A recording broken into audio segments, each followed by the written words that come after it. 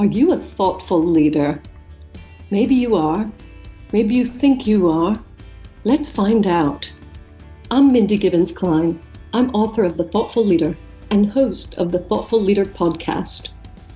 Thoughtful leadership is all about thought leadership that goes above and beyond. Thought leadership that is truly new and original, exciting, disruptive, maybe even groundbreaking. Because let's face it, we need to raise the bar. My guests and I are absolutely obsessed with finding truly original thought leadership, and I'm going to bring you so many exciting ideas and opportunities, things for you to think about, and chances for you to push your thinking that you'll be very glad you tuned in. So thanks so much for checking out Thoughtful Leadership and the Thoughtful Leader podcast. I look forward to connecting with you very, very soon. Welcome to the show. My guest today is the amazing thoughtful leader, Jan Koch. He has something very interesting to share with us about virtual events and other fun stuff, but mostly it's a business talk, as you might imagine. And I'm so glad to have him here. Hello, Jan. Thank you so much for having me, Mindy. It's an honor. Yeah, well, I'm excited to hear your insights about, well, I won't spoil the surprise, about your topic and how to be more thoughtful. Of course, that's the theme of the day. So why don't you tell people what you're up to in the world, and we'll run with it. Yeah, absolutely. I specialize in hosting virtual events and teaching people how to host virtual events. I've started doing that in 2015, so it's not something that came up due to the pandemic or something like that. I just love bringing people together online in events. And what I found is when you put the attendee experience first, when you put it's a win-win-win relationship on virtual summits. You want the attendees to win. You want the speakers to win. You want the sponsors to win. If those three components are matched, your win as the host and as the business owner follows automatically because everybody else is happy in that industry.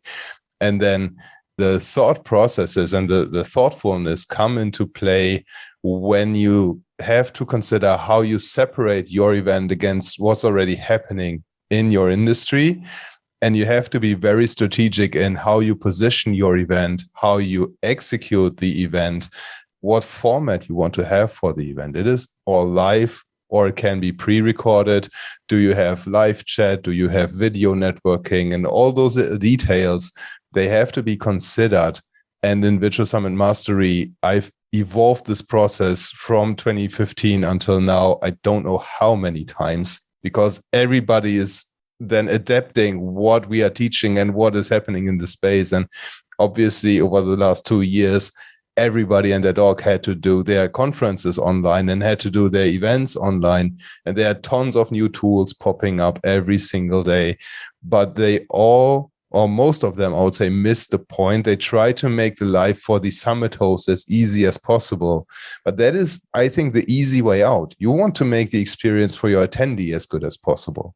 And once you have that, the results will follow. And it isn't necessarily easy for the summit host to achieve that. But again, that is where leadership comes in and where you are willing to bite in that sour apple and to take that extra load of work to make your event stand out against the competition. This is exactly the thoughtful leader philosophy, which is why you're on the show. Because, if people want the easy way out, they can just do the bare minimum. And that's not just to do with events, summits, books, life, so we're not about taking the easy way out. And when you put more thought into it, I think we're going to dive a bit deeper into this, Jan. What questions should someone be asking themselves if they are wanting to organize an event, virtual or otherwise? I think let's broaden it out a bit. What questions do they really need to ask of themselves to determine whether they're willing to, what did you call it, bite the sour apple? Yeah.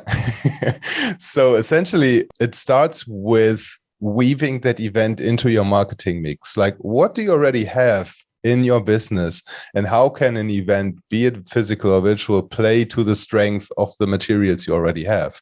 For example, in my industry, I have an online education business. I sell courses and mentoring and stuff like that. When I run a virtual summit, I want people to subscribe to my email list so that I can then nurture them. And by running that summit, I established thought leadership because I get to interview industry leaders on my event. I associate myself with people that are already known, that have their own following. They introduce me as the host to their followers, which makes their authority rub off on me, which is obviously one of the great benefits of being a virtual summit host. Now, when it comes to bringing the summit into your business, there are various ways a summit can benefit your business. And that has to be the first decision you make as an ongoing host. It's like, do you want to broaden your audience as much as possible? Keep the summit free to attend, do it online, promote it globally. Do you want to bring a very specific subset of people together? Maybe you just work with C-suite executives. Make the summit paid, make it at least $2,000 for an entry so that you only get the serious people and promote it very strategically. Or do you want to foster an offline community? Then, of course, online isn't an option, and you have to rent an event center or conference center or something and organize an event offline. And once you have that down and you have the outcomes specified that you want to achieve with that virtual summit, the next step is to identify who is the ideal attendee. Who are you hosting the summit for? And ideally, it is a big surprise. Ideally, it's your ideal customer. Because obviously you want to grow your business with the virtual summit. So everybody you are already marketing to should have at least some interest in the business that you are putting together. And based on that, everything else follows. How long the summit is follows based on how much time your attendee has to attend the summit. For C-suite executives, maybe half a day is already too much because they have a lot on their plate and they cannot take a half a day off. For single moms, maybe you cannot do it over the weekends. You have to do it during the week when the kids are at school, so they have time to see it. So you have to be very, very thoughtful about the positioning of that summit. And it all boils down to what transformation are the attendees looking for? What pain points do they have? Who do they already follow? And who can solve those pain points for them? And then the entire concept and the construct is based on those decisions. Well, you make it sound very simple and very easy. I know it's not simple or easy. Well, maybe it's simple, but not easy. It's not easy to implement, no. So this is a big decision. This is where I think people need to be more thoughtful generally. I think you and I agree that there are a lot of different things we can do to build business, build our profile, build revenue, but we can't do them all. And I do think that it depends on the goals, like you say, but it also depends on the person. And what I'm thinking is I've run a lot of events over my 33 years in business, and I'm not an event organizer. That's not my profile. You know, I'm a creator. I'm the big picture thinker. So where I've been more successful, I've had the team of people to delegate to and all that. But when someone is just starting out, what tips do you have for somebody who has never run any event before? Give yourself more time than you think you need. That is the biggest tip that I can give. And in VSM, we have a 90-day action plan that presumes you can work on the summit every single day, 7 days a week. So this is designed for people who want to escape their day job and want to build their own businesses who are just starting. They go through the self-study program, do everything themselves.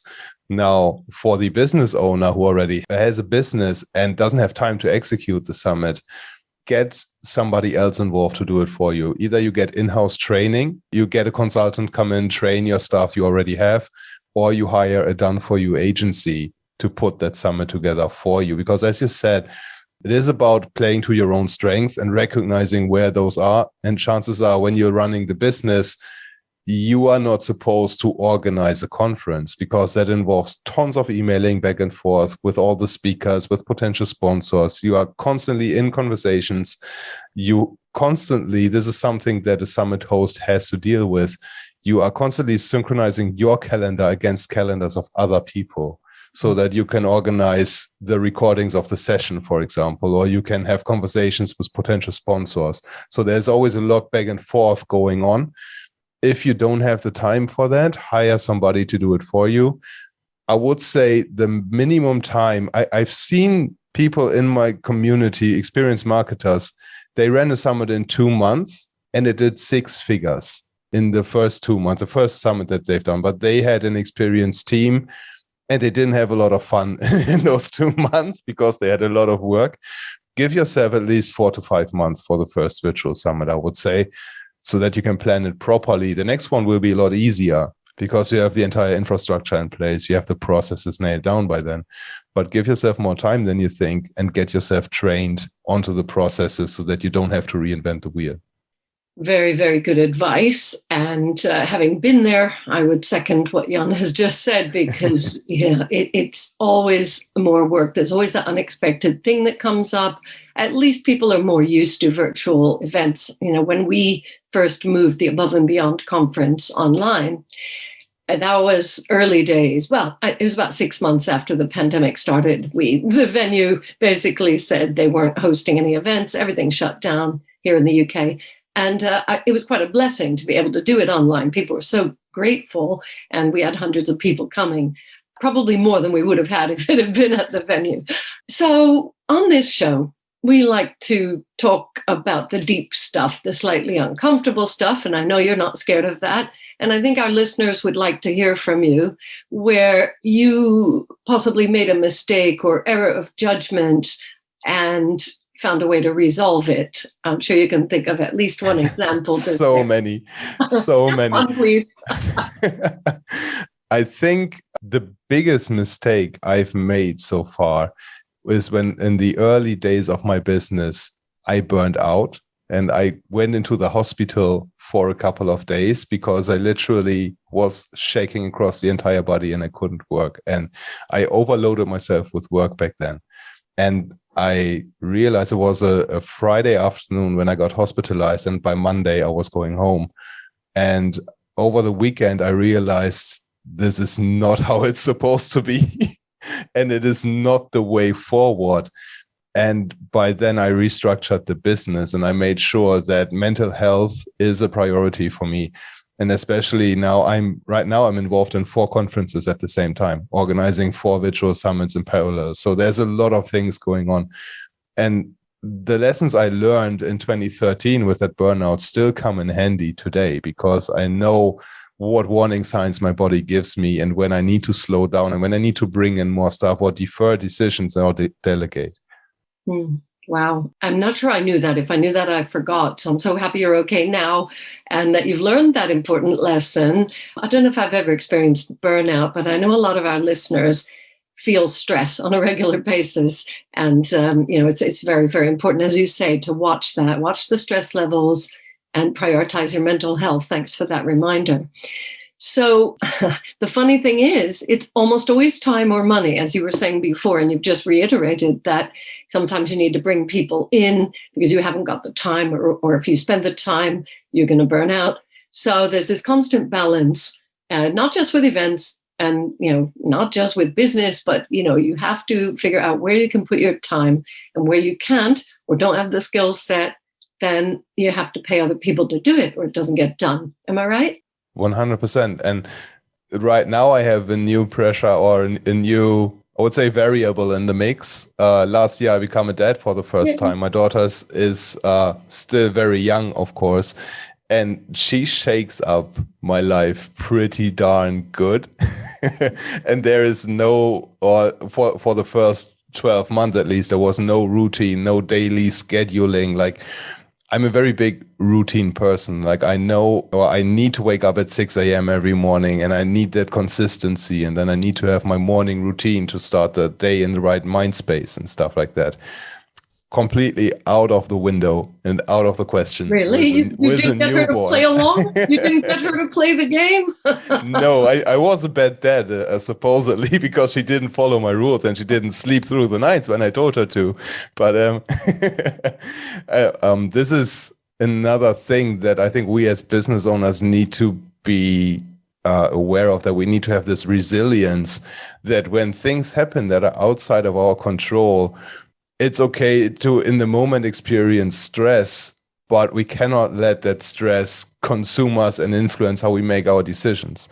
So I'm a big believer in Stoicism and distancing myself from outside events that are outside of my control, and just emotionlessly, but looking at them and seeing what can I do to fix this situation without taking things personal, without blaming others, just seeing what is happening right now, what can I do to make the most out of the situation. And that has been a game changer for me in everything that I do. Yep. Well, that is, again, completely aligned with the thoughtful leader methodology and philosophy. So this was not rehearsed, folks, I promise. Nope. We are speaking for the first time, in fact. The first time ever, yes, in person, not messaging. So what really fascinates me is the willingness of some entrepreneurs to have that stoicism, have the resilience, have the discipline. There's all these words that are, don't sound so fun or sexy, but some entrepreneurs seem to be able to tap into that, and some occasionally tap into that. What do you think is behind it? Because I know, like myself, you're very interested in personal development. What is it that allows somebody to be more resilient, more disciplined, just more serious? It's a brilliant question. I think it boils down to why you are an entrepreneur. And on the very foundation, for me, it is I want to be the provider for my family. I want my family to be financially safe. I want to be able to spend time with them when I want, take them on vacation when I want, stuff like that. Like the cheesy dreams everybody as an entrepreneur has. Make a lot of money, don't spend much time working. In that, I know that I need to control my emotions, because otherwise I'll just be running around like a headless chicken. I am a big believer in this feeling like when everything's going smoothly, I'm not going fast enough. I'm always trying to push myself a little bit outside that comfort zone. I'm always trying something new and investing in coaching programs and mentoring and stuff like that to always advance my skill sets, and not so much on a technical level. Like I'm not learning Facebook ads, for example, or I'm not learning how to code or stuff like that.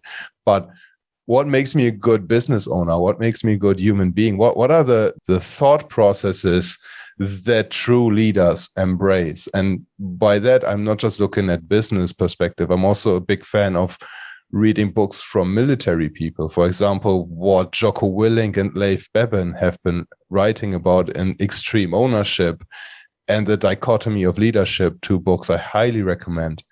It's all about you taking full responsibility for everything that happens, not just things you do, but also leading up the chain of command. So if your manager messes something up, maybe you didn't give them the right information to make an informed decision. Leading down the chain of command, so the people that are working for you mess something up, maybe you didn't set the expectations right and didn't give proper instructions to them. So it's all about taking that responsibility for what's coming, because as a business owner, there's nobody to blame besides you. There's nobody to hide behind. It's all on us as the business owners. And I want to be a damn good role model for my daughter when she grows up. I want her to be resilient. I want her to stand on her own feet and not let anybody else dictate what she's thinking or what she's supposed to think about a certain situation. I want her to make her own decisions. So I have to lead by example. That is how I got into Stoicism and that philosophy. Yes. Thank you so much for sharing. And I think everybody listening is going to have their own threshold, their own reasons and outcomes. But I think the thing that we all recognize is it's a choice. For some people, it's a choice to become an entrepreneur. For me, it really wasn't. I wasn't finding the right job after my 3rd redundancy. Some of the listeners know this story. I was banging my head against a wall and I thought, what am I doing? I have little kids. So I became an entrepreneur, but it wasn't in my plan and it wasn't planned out. And that's another whole story. Maybe I'll do an episode on that. But for now, we're talking about the average person who needs to decide or choose. Is it important? Is there a legacy they want to leave? Do they want to inspire the next generation or their kids? Do they want that freedom? And yes, there's some hard work and sacrifices involved, but equally, there are more opportunities now than ever. Would you agree, Jan?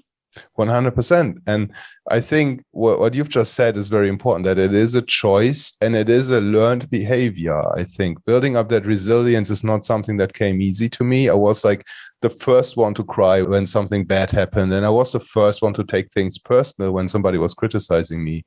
But it is a habit of recognizing your thought patterns. Like when something bad happens, how does your mind respond to it? And what do you make out of that? And it's the same with entrepreneurship. For me, it's a similar story. I also wasn't happy in my career, and I thought, can't get any worse than where I'm currently at. So let me start a business on the side of things and see how far I can come with that. And that's 9 years ago by now. So I think it is a little bit personality based. If I'm honest, not everybody is meant to be an entrepreneur. The fewest people really are. I think we have to be a little bit careful of portraying entrepreneurship as being too sexy, because it can break people. If you are not ready for the roller coaster that entrepreneurship is, you'll have a really hard time and you'll be miserable at the end of it. But that's where resources like you come in, Mindy, with your podcast and the book and guiding people through the ecosystem of entrepreneurship. You have to be very mindful of what makes you tick if you are an entrepreneur, what triggers you. And for me, it was this process of journaling every morning. And it has nothing to do with business sometimes, what I write into that journal. I just look at the past day and set an intention of what I want to do better on that day. And eventually my daughter will read those books and she'll understand my thought processes. So that's at least my cheesy dream for it. But for me, it helps to get clarity about my thoughts and what the direction is I'm taking the business right now. And that is the most important thing, knowing why you're doing it, who you're doing it for. If it's for you, if it's for the money, all the best. Nothing wrong with that. But know why you do what you do. Exactly right. We say that all the time here. And, so, no matter what happens, I was an accidental entrepreneur, but I quickly committed to doing it. And, I write and speak about responsibility, commitment, discipline, as well as determination, and turning it into something that's fun. So let's end the last few minutes with a few fun things. How do you keep your sense of humor? Because I know, when you say I try not to be emotional and whatever, you don't want to shut down all emotions. How do you have fun and keep a sense of humor? That's a great question. My family obviously plays a big role in that. And I have a handful of really good friends that I have jokes with all the time. I enjoy a really good drink from time to time. And I don't drink much alcohol, but occasionally a good whiskey is definitely in the books for me. And I have this habit with my best man where we play a computer game together every now and then. And it's just like 3 hours of gaming, having a good drink and chit-chatting across what's happening on the world. So definitely my way to relax. I love that. So I'm going to pick up on the gaming because I do know some of our listeners' kids have a bit of a problem, let's call it. They can't seem to get themselves off the devices, and gaming and various activities like that can be very addictive. How do you slot that in and then turn it off and get back to work? It is. I see gaming as an escape from reality. And the thing is, if it is addiction, we have a story of addiction in our family history as well. So take everything I say with a grain of salt right now, but it is escaping from reality, no matter if it's gaming or alcohol or whatever. When your kids have a hard time stopping the games, I think, I'm not a psychiatrist, but there could be various reasons for that I see my daughter could be tempted to do in the future. Friends teasing them and then annoying them if they don't play. I think peer pressure is a big problem. And also, what's life like? If life isn't fun enough, then the obvious route is to search the endorphins in the virtual reality. For me, it is not a problem because I know I am escaping reality when I game, but my reality is a place that I enjoy. I enjoy going through the roller coasters and knowing that when something bad happens, things will get better eventually. And there is no way things stay bad. You always find a solution for a problem. And then when I have my home office in a different building from the family building. And so I know that I'm gaming in my office space, and then I leave the building and I close that chapter. So for me, it's very, very, very well separated. Right. Fabulous. So I hope people were listening to that. Very wise words indeed from Jan. So what do you enjoy the most about building your business, entrepreneurship, the future of business? Seeing people do good stuff together. I mean, just like we are doing right now. I don't know if anybody gets value from this interview. I hope people find value in it. But if just one person gets something valuable from this, we've done a good job. And I think we embrace the opportunities that we have nowadays with the technology. Just think back 20 years ago, we would have never met. And chances are many people that I'm in touch with every single day, I never meet in person because they sit in South Africa, they sit in Asia, they sit in the US. And I just love that global connectedness and creating the tide that lifts all boats. That is a big mantra for me, and sharing my own experiences and what I think works nowadays to build virtual summits, sharing that with people so they can take it and run with it and then create their own tide and lift up their own community. That's the most beautiful thing to me. Oh, well, we're going to end it there because there isn't anywhere we can go that's better than what you've just said. So folks, you've been listening to Jan Koch. I encourage you to read the bio, touch base with him, connect with him on any and all networks. And if you would like to run events, if you would like to consider or discuss or just explore, I think he'd be very happy to hear from you. And you can tell he wants you to do well. And so do I. So thank you, everybody, for listening to this episode of The Thoughtful Leader. Thank you, Jan, for joining us. Thanks for having me, Mindy. It was a great conversation. Yeah, I agree. And we will see you all soon or hear you all soon. Bye-bye. I hope you've enjoyed this episode of The Thoughtful Leader, and I hope it's inspired you to be more thoughtful as a leader in your business. Please consider subscribing and leaving a review. An important question for you. Do you want to create a culture of thought leadership in your organization? My best-selling book, The Thoughtful Leader, is available now on Amazon and many other sites in paperback, ebook, and audiobook formats. Please visit www.mindygk.com for more great content. That's www.mindygk.com. Speak to you again soon.